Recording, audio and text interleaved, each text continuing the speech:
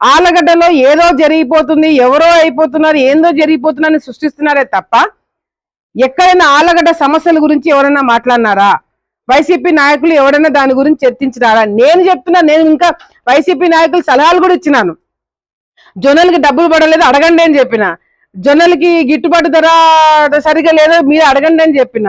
రైతులకు నీళ్లు రావట్లేదు, ఎందుకు వైసీపీ నాయకులు మాట్లాడలేదని చెప్పి నేనే ఇంటిలు ఇస్తున్నా.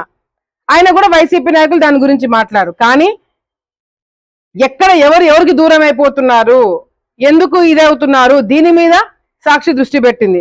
మోహన్ రెడ్డి అన్న మాకు ఎప్పటి నుంచో మా కుటుంబానికి ఉండినాడు. ఇందాక అన్న చెప్పినట్టుగా కొన్ని వ్యక్తిగత కారణాల వల్ల ఆయన రాజీనామా చేయాలని అనుకున్నాడో చేసినాడో ఏదో ఒక న్యూస్ బయటకు వచ్చింది. దాన్ని ఎన్ని విధాలుగా కొన్ని సృష్టించి మరీ చెప్పి సాక్షి పేపర్లో అడ్డదిడ్డంగా రాసినాడు. మా మనసులో మాకు నమ్మకం ఉంది. చుట్టుపక్కల అందరూ హడావిడి చేస్తున్నారు, చుట్టుపక్కల అందరూ ఇది చేసేసారు. ఏదో అయిపోతుంది. లాస్ట్కి ఏం జరిగింది? మా కుటుంబ సభ్యులు మమ్మల్ని వదిలిపెట్టి పోరు. అసలు సిసలైన భూమా బ్రాండ్ అయిన వాళ్ళు ఎక్కడికి పోరని నమ్మకం నాకు ఉండింది. మోహన్ రెడ్డితో కూర్చొని మాట్లాడినాం, విఖ్యాత్ మాట్లాడినాడు, నేను మాట్లాడుతున్నా, శ్రీకాంత్ అందరం మాట్లాడినాం. ఆ వ్యక్తిగత కారణం ఏంటనేది మేము చూసుకుంటాము. అది కొంత గ్యాప్ కూడా ఇవ్వకుండా సాక్షి వాళ్ళు ఇష్టం వచ్చినట్టు ఎవరు కొద్ది వాళ్ళు మాట్లాడుకొని పెద్ద హంగామా చేస్తారు. ఇప్పుడు రాస్తారా దీని గురించి? రాయరు. నేను మోహన్ రెడ్డి పక్కన కూర్చొని తీసిన ఫోటో సాక్షిలో వస్తుందా? రాదు. నాకు తెలుసు అవి చాలా ఛానల్స్ లో రావు. దాంట్లో ఏం పెద్ద మ్యాటర్ ఉండదు కదా.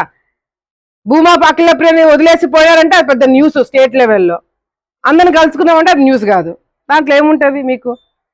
సో ఇవన్నీ కూడా రాజకీయ పరంగా ఉన్నా కూడా నా వాళ్ళు అసలు సిసలైన భూమా బ్రాండ్ వేసుకొని అది నెత్తి మీద ఆ బాధ్యత పెట్టుకున్న వాళ్ళు కూడా వాళ్ళకి బాధ్యత ఉంది. అన్న చెప్పినట్టుగా కూడా తప్పకుండా ఏ కార్యకర్త కూడా ఇబ్బంది పడకుండా చూసుకున్న బాధ్యత మా మీద ఉంది. వీళ్ళు కార్యకర్తలు కాదు, మా కుటుంబ సభ్యులన్న సంగతి వైసీపీ నాయకులకు అర్థం కాదు.